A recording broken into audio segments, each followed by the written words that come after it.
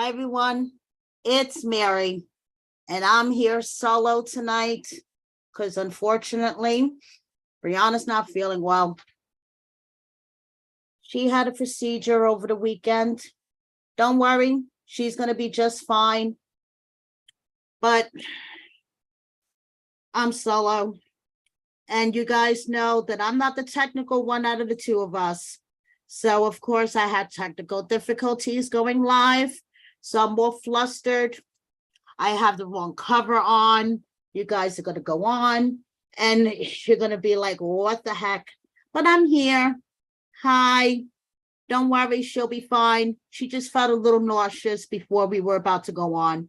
So I told her to go rest and I'm here. So I'm going to recap the episode of Love During Lockup. What episode is it? I don't even know. Episode 6, season 2. Jail bait and switch. So we're still going to play our game. The word of the episode is hair, and you will see why. So I hope everyone had a good Thanksgiving. I'm still tired from cooking. I cooked about 8 hours, typical Italian Thanksgiving over here at the Kruger household. So I hope everyone had a great Thanksgiving. And I will give Brianna all of your well wishes. And thank you guys all for joining me tonight. So I'm just going to light up my doobie and we're going to hop right into the episode.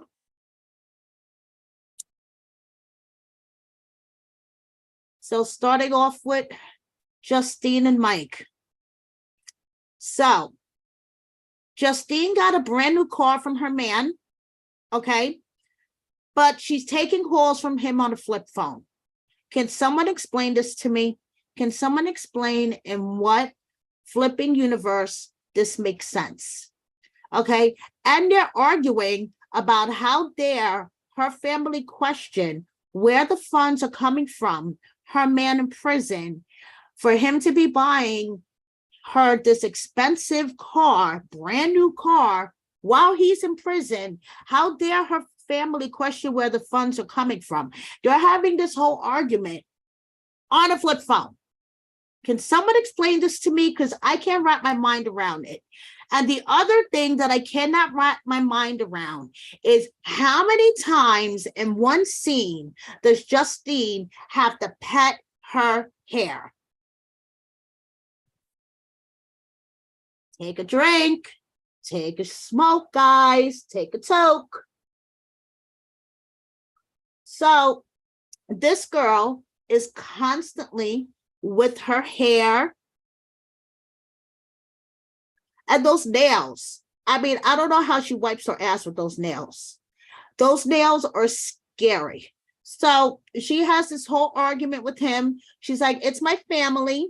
And they have a right to question, you know, they want to know. They want to know where these funds are coming from. And Michael's like, my own family doesn't question me. So I'm not going to answer questions from your family. What are they? The FBI, IRS agents? Like, what the fuck? Don't question me. That's it.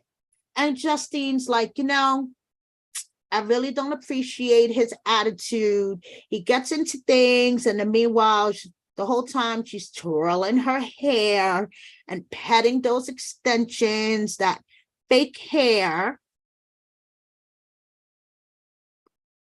And it's like the honeymoon is over, girl.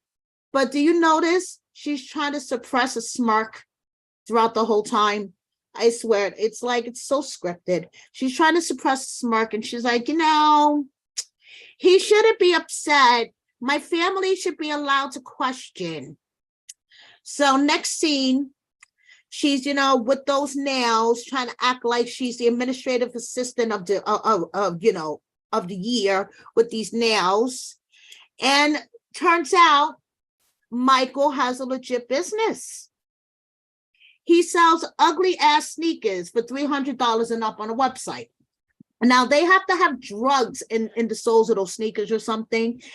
Diamonds. I mean, they must be smuggling something in the soles of those sneakers for the prices of those damn things, because I would not pay the prices for those damn things. Okay. So she swears that this is their legit business and the guys in prison are all helping him, and ugly sneakers must be on the market in prison because apparently he could afford to buy her this brand new car with the profits that he's making off of these ugly sneakers. So the sister calls and the sister's like, yeah, he's really impulsive with his spending and impulsive with his decision making. And being really impulsive is great for a guy that, just got married to a woman. And between the two of them, they have like a baseball team full of kids. Being impulsive is a really good quality. So that's all I have to say. And we'll see what happens with them. So, yes, I agree with you, SW. She is immune to cleanliness with those long nails. It's like, how can she clean properly with those nails? I mean, my nails aren't as long as hers. And sometimes I get shit stuck under there and it's like disgusting. I can't even deal. So anyway, moving on to Jessica and Dustin. I'm sorry. For a nurse, this chick is really dumb. This chick has all hair and no brains.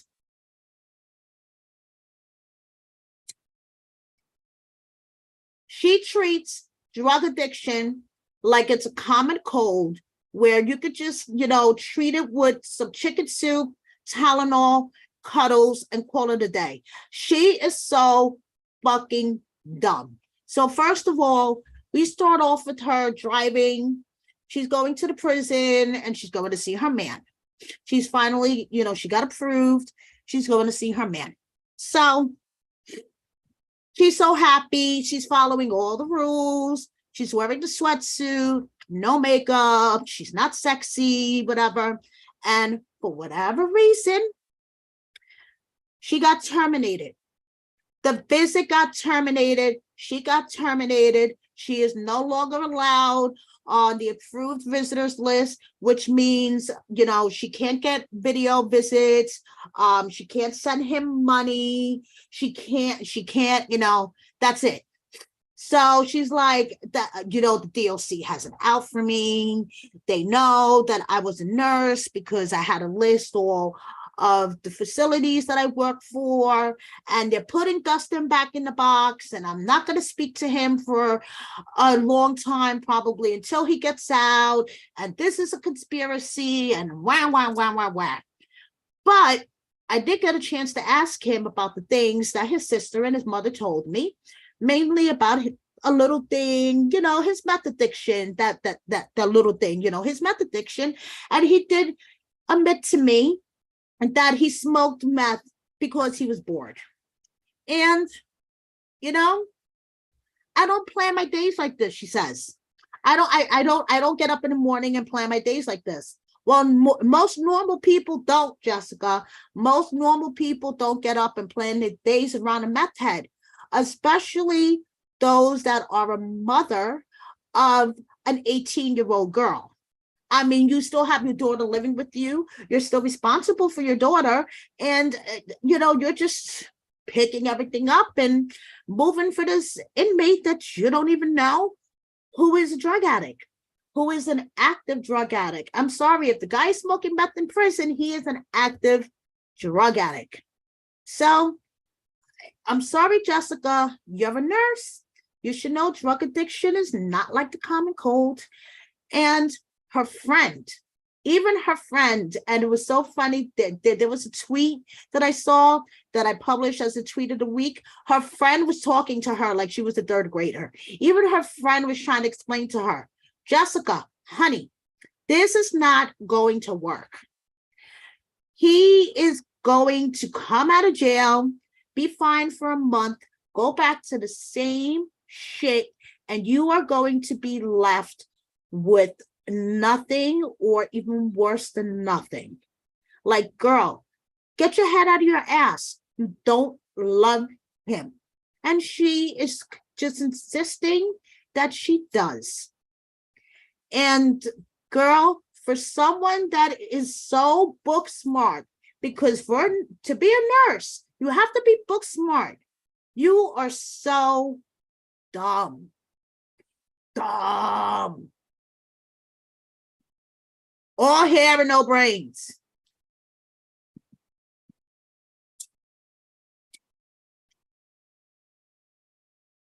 Moving on. I agree with you, Capricorn 11. Her friend seemed like she was on Xanax and box wine. Totally agree with you on that, Capricorn 11. But she was spitting truth. Even though she seemed like she was on Xanax and box wine, she was still spitting the truth. So anyway, moving on. Let's see here. Who's next in this Hot Mess Express?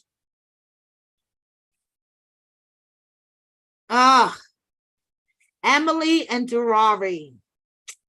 So, Emily, you gotta like her attitude, okay? Even though her hair is a Hot Mess Express. I'm sorry, a girl needs to call her bangs because you can't even see her eyes. But you gotta love the attitude. She's like, listen, your boy Smoke disrespected me, and that's it. You're cutting him off. I don't care that he saved your life in prison. I don't care. Okay, if your boy Smoke is still on the call list, don't call me again. Period. Torrari's like, you really gonna make me do that, Ma? You really gonna make me do that? Yes, that's it. Period. If he's on the call list, don't call me again. Period. Oh man. Okay, Ma. I mean, you gotta give it to her. She's brash. She's rude. She has a mouth on her, but she gets what she wants. She gets what she wants. Excuse me. And anyway, what is a grown man like Smoke doing in between their relationship anyway? The guy just got out of jail. Why isn't he in his girlfriend's bed? Like, come on. You would think he would be all up in his girlfriend. Why is he all up between Emily and Rory? What's going on with that? And I get Emily.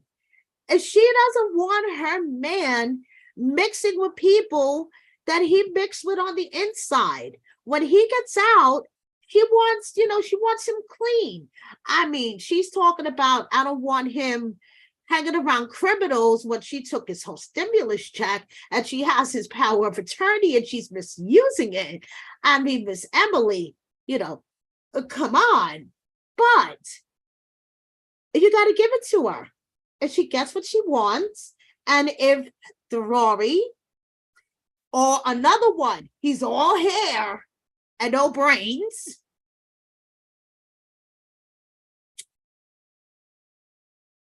if he was dumb enough to sign over his power of attorney to her, and she got a hold of the stimulus, hey, more power to her. I mean, that's all I got to say. The rest of these women are moving to another state, uprooting their children, doing all this dumb shit. I don't see Emily doing any of that. This may be an unpopular opinion, but so, Torrari calls Smoke and tells Smoke, listen, you disrespected her. And, I can't have that. And Smoke is like, well, I was there for you. Just remember who was there for you.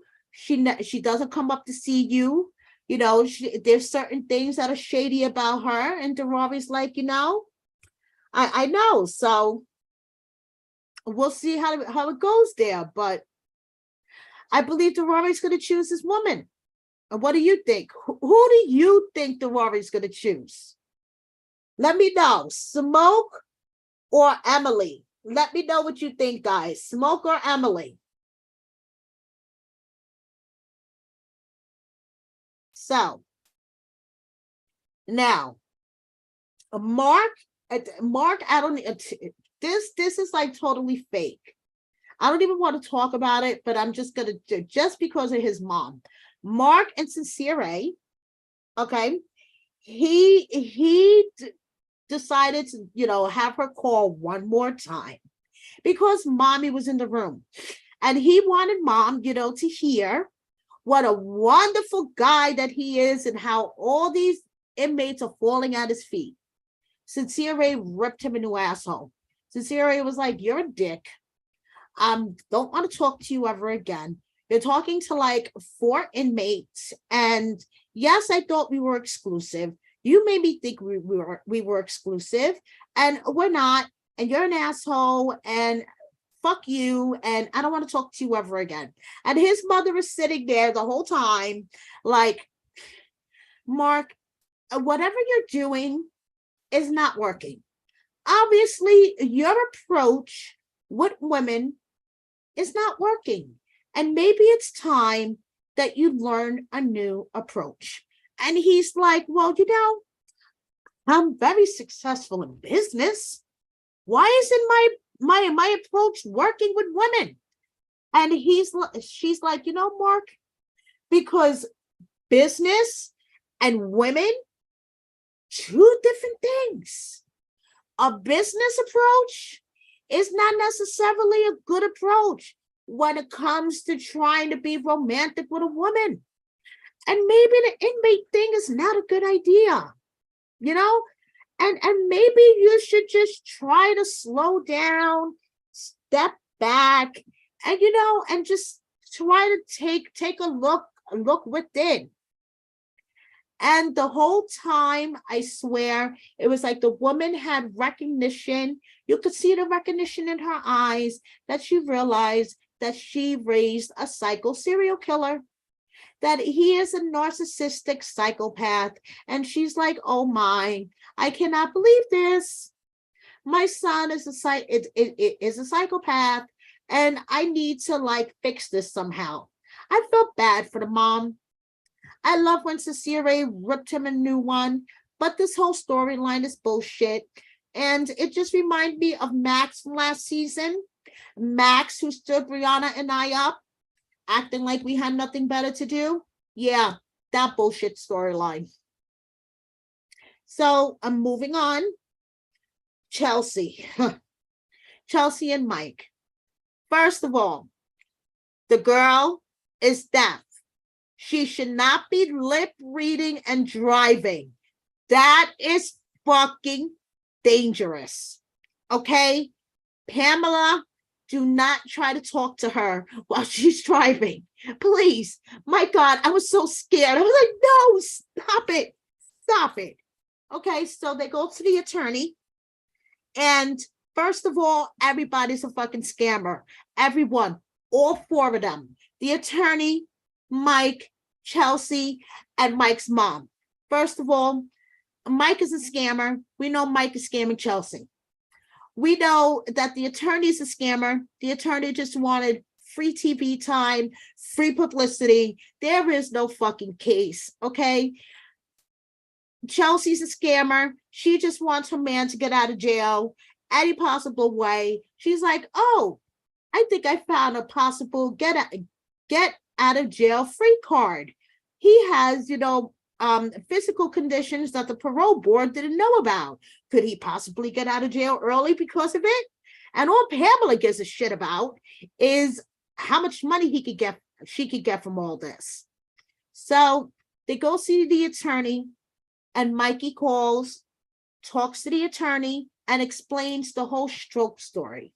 So he was batting softball, and after he was batting, all of a sudden he felt a tingling in his arm.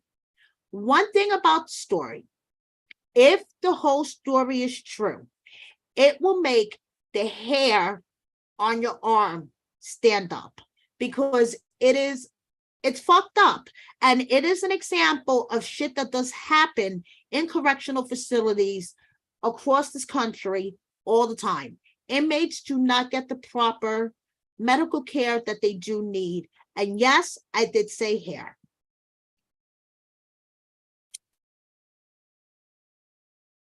So Mike described this whole scene where he felt a tingling in his arm.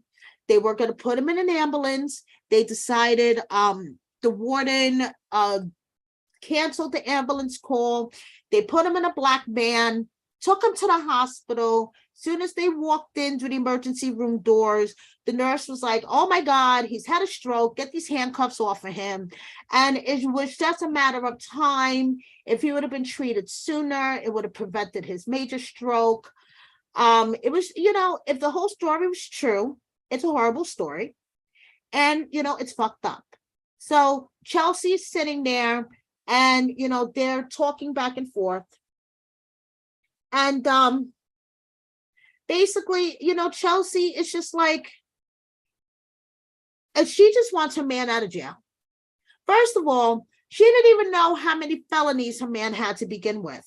She was like, wow, how many fucking felonies do you have to begin with, Mike? Well, there is something called Google, and there's something called looking him up in the prison system to see how many felonies and to see how many charges he had. Because did you notice how Pamela was trying to gloss over all of the charges? She was like, oh yeah, he was charged with receiving stolen property in the amount of $500 and blah, blah, blah. But, she just glossed over the 15 other felonies that he's charged with. And meanwhile, Chelsea's sitting there with her multicolored hair and just looking all confused. And she's like, what the fuck is going on here? But of course, the attorney's like, there's expenses. If you want to pursue this, we need $1,500. And Chelsea's like, I struggle for money. Pamela struggles for money. Where the fuck are we going to come up with this $1,500? I don't know. I have a feeling Chelsea's going to come up with it somehow because she just wants her man, Mikey, so bad. I don't know, Chelsea. I think all of that dye that you put in your hair got to your brain. So finally, and I left the best for last. And you guys let me know. Now, I know that Ty is overdramatic. Ty is overdramatic. I know a lot. I would say 97% of it is acting. Yes, it's acting. And this temper tantrum was acting. This temper tantrum was over the top, waiting to exhale. I mean, every romantic, heartbreak, female bonding movie you could think of, scene, but I loved it. Ty was cracking me the fuck up. First of all, why didn't she have any pants on? That whole scene, she was standing there with no pants on, destroying her bedroom. Secondly, why are you destroying your own shit? Okay, you're just going to have to clean it up later. I've learned the hard way. Don't smash your own shit because then you're the one that's going to have to clean it up. You're the one that's going to have to replace it. But I loved it. I fucking loved it. Oh my God. Swear to God. Swear to God. Swear to God. Swear to God. I mean, she was, I love it. Ty, girl. And then the burning of the letters and then putting the ashes in the urn and how she was all dressed up. I mean, I know she's dramatic and I know that whole thing was staged, but I loved it. I just did. I loved it. I mean, it's just a classic love after lockup scene. And Ty, we all know that Ty is the reason why we're watching the season, because honestly, the season's kind of boring. It really is. It's boring. It's not tickling me. Ty, thing that's really tickling me. Ty, Emily, and maybe Melissa, because Melissa's so fucking done with her high school shit. But besides that, the season is not really tickling me. Oh, Janet, you think Ty won the worst actress award? I know she's acting and I know she's not the best actress, but it was just funny. It was entertaining. But reality trash TV standards. We're not talking about Oscar movie standards, guys. We're talking about reality trash TV standards. It was fucking amusing as shit. I mean, it's better than watching Angela Deem yell in Michael's face on 90 Day Fiance. You gotta admit, watching Ty scream at Hottie, destroy her room, I swear to God, swear to God. I mean, come on, come on. It's better than Angela screaming in Michael's face. It's better than Big Ed and Liz and all the other shit that they show on 90 Day Fiance. You guys have to admit that. You have to admit that. For reality trash TV standards, Ty is a good actress. Okay? So, you know I'm right, Janet. You know I'm right. We're not talking about Oscar movies here. We're talking about reality trash TV. And for reality trash TV, Ty, she understands the assignment. Ty understands the assignment when it comes to reality trash TV. And that is all I'm going to say. That is all I'm going to say. Yes, they both lose. They both lose. Hottie is no prize. And Boston is bragging all over Instagram like she won, and she won, and Ty needs to get over it and whatever. You know something? I'm glad Boston thinks she won, because Hottie is no prize, and Boston's going to learn sooner or later. I'm just glad that Ty has brought us some worthy reality TV scenes. Thank you so much, Janet. I love you.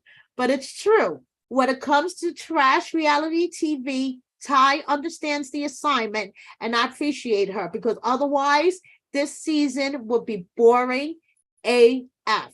That's all I have to say. And you could disagree with me, and we could all still be friends because we're all adults, but that's my humble, unprofessional, non-professional opinion.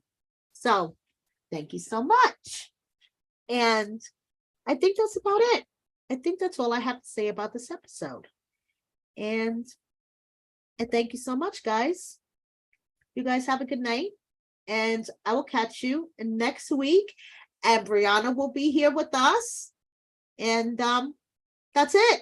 That's all I have to say. Thank you so much. Please hit like. Don't forget to subscribe if you don't already. And everyone, have a good night. Bye.